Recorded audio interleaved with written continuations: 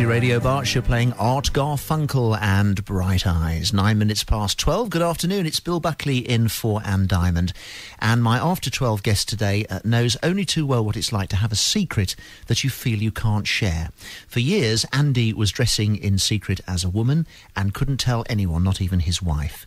But now, writing as Andrea online, he keeps a blog which chronicles the day-to-day thoughts and feelings of a transvestite living in Windsor. And it's Andrea who joins me this afternoon. How very nice to meet you. And you too. Thank you for coming in. When did all this start in your life? When did you first fancy putting on a woman's dress or whatever it might have been? A long time ago, when I was probably early teens, maybe a fraction earlier than that. Do you actually remember the moment? I remember the first time I ever wore anything kind of ladies, yeah. I don't know, I can't remember the age. Do you want to share that with us? It was, I think it was like several of the people that I know. It was kind of mothers, because mothers are females that are around at the time, and it was I think it was just stockings and underwear. Yeah, and children do experiment, don't they? I mean, little boys and girls like to go into mummy and daddy's bedrooms and try on any old thing. You know, I guess so. No different from being a pirate or Mickey Mouse, I guess, sort of to start with. You're right. Yes. Yeah. How did it go on from there then? It was just an occasional kind of thing that I would do sometimes. My brother actually caught me at one stage. Oh, wow. How old were you then? Not much older than that. I would guess about 13, perhaps. Yeah. And that was quite embarrassing. But he didn't blab things to anybody. How old was he? Was he your older or younger brother? Younger. About 18 months younger than me. Okay. And how did you explain it away to him then?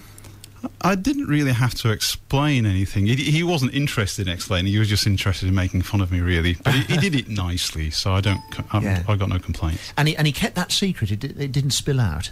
He didn't, because children leak like sieves, in my experience. You know? Yeah, he didn't say anything to anybody that I know of, anyway. So. Right. And from that stage on, were you regularly cross-dressing? No, it was just an occasional thing. I think, like several people I know, but not like everybody, I'm sure.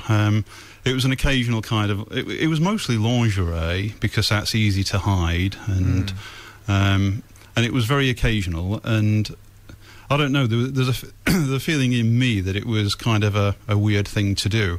So there was kind of a side of me that was kind of enjoying it, but another side that was saying, you shouldn't be doing this. No. And I guess some of society's attitudes that were feeding through to me just made me feel uncomfortable.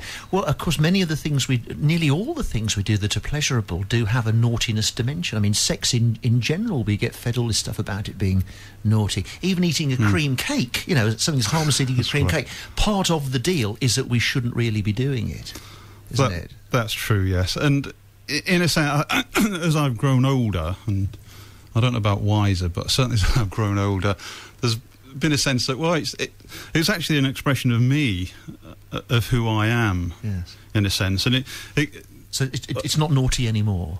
No. Or is it, at some level, does it always stay a little bit titillating or naughty, or whatever it might be? Perhaps it depends. I think, like you say, it depends on the situation, the environment, where you are at the time. But mostly, no. Mostly it's just me, an expression of... I suppose a femininity that I feel is in myself. Yes. When you started talking about the lingerie, I immediately thought of Rod Stewart, because he famously used to love wearing Britt Eklund's panties, didn't he? Oh, I didn't know that. Yeah. But of course, it hasn't led on to him wanting to dress fully as a woman. But it just shows that we love black and white, don't we? We love clear dividing lines so that we know who we are and what the world around us is like. And it's not like that at all. It's all blurred, isn't it? Everything is by degree, really. I'm sure you're right, yes. I feel that my gender's kind of... it's somewhere between this kind of butch, macho, ultra-feminine. It's not quite either of those. And the way I dress at times is kind of an expression of that mixture. Yeah.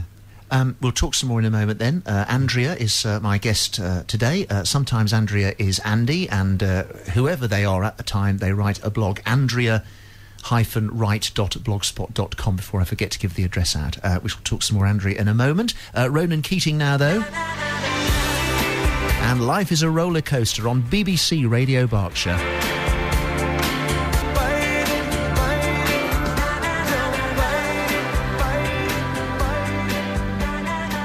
BBC Radio Berkshire with Ronan Keating and Life is a Roller Coaster, which is probably quite a good record to play, bearing in mind the interview that we're in the middle of at the moment with Andrea, whose life has been, I guess, harder than some, because she is a transvestite. As a young teenager, started occasionally to slip on ladies' undies under male clothing, and you say only about twice a year. So it was that because you were fighting the urge often, or the urge only arrived twice a year? It's hard to remember back to be sure about that. I think it was both, probably. Yeah. There were feelings of guilt after kind of that, and the fact that a feeling that it was supposed to be wrong, even though it felt not wrong. You have been, anyway, a religious person. You were very involved in the church. Was that an extra pressure on you? Did you feel that God was disapproving of what you were doing? I don't know that I felt God was necessarily, but I felt it was something that I had to hide, and I think I felt shame over it, because it was something I should be able to overcome, and I wasn't able to. But you certainly wouldn't have considered turning to your minister for advice about this? Not at that time, no. I think towards the end of my involvement with the church, the minister that was there then, he would have been okay with it, I think, and his wife as well. But I'd kind of begun to lose some of the beliefs that I had by then, I think. So really? Do you think that would have happened anyway if you hadn't had your transvestite feelings, or do you think that that did start to make religion diminish in your life? No. I think the religion I've been finding the religion harder to kind of deal with before that, I think. So the transvestitism wouldn't have helped, certainly, because I don't know how the rest of the congregation would have coped with the concept of an Andrea being there. Yes, indeed, because you would have presumably wanted some Sundays to have arrived as Andy and some to have arrived as Andrea. That would have given me a lot of... pleasure is the wrong word, but a lot of, I think, contentment. If you had, and if it had been no big deal. Yeah. Okay. So at what stage did you go further then, and it was no longer just slipping on the panties, but as I see you today? About 6 years ago, I suppose. I mean, there's a whole history of it in my blog, so I don't remember the dates really, but they're recorded there. And we should say you're in your late 50s now, so I am, yes. you went the whole hog comparatively late in life. I did, yes, yeah.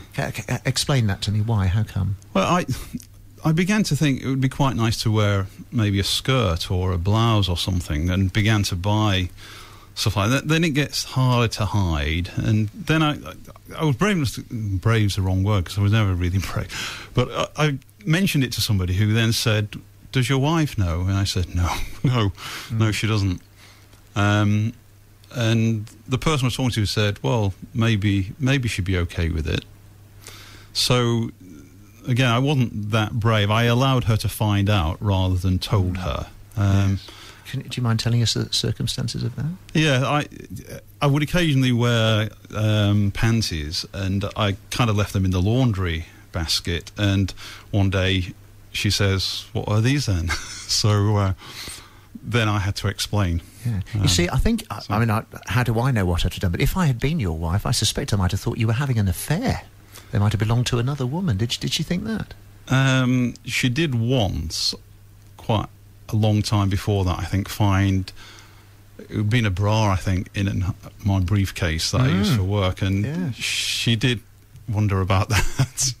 I'm thinking, if I were a woman, how do I know what I'd think? But if I were a woman and I thought my husband were having an affair, and he said, "No, it's not that. It's just sometimes I need to wear women's clothing," would I be relieved? I think I'd be relieved. Was she a little bit relieved that it was only, in inverted commas, that? Well, she found it difficult, Did she? But she's been absolutely fantastic. I feel very, I guess, blessed to have her accept me the way that I am, really, and not have big hang-ups about it. Yeah. But she struggled to begin with. I don't know if she found it a relief.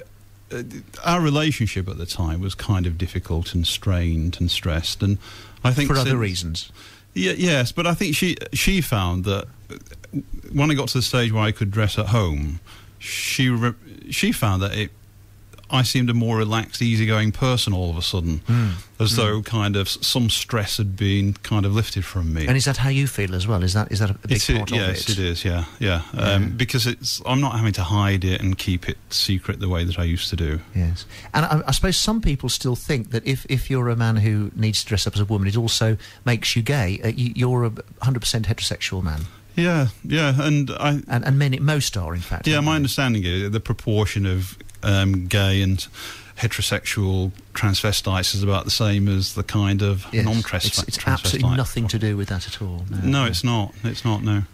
Your daughter's getting married soon, so you're a family man. She is, yeah. There are obviously more people involved in this scenario than just your wife. How many other people have you told, and how did that turn out? See, my two daughters know because quite early on after my wife kind of discovered it and we talked about it, we decided, she found that if my daughters were home, then I didn't dress, and she found that I was just more bad-tempered.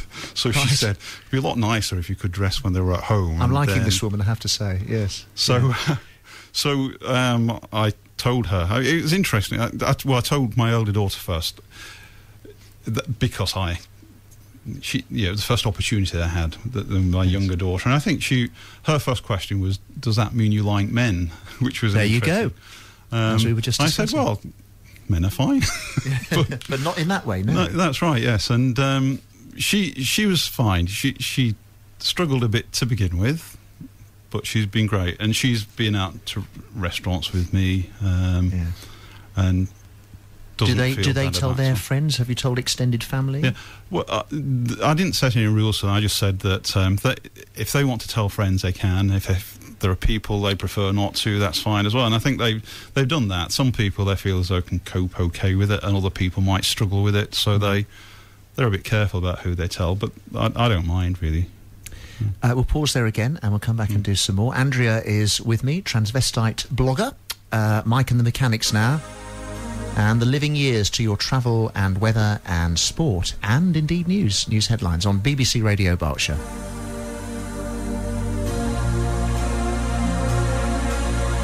Back to the story of Andy and Andrea in just a moment.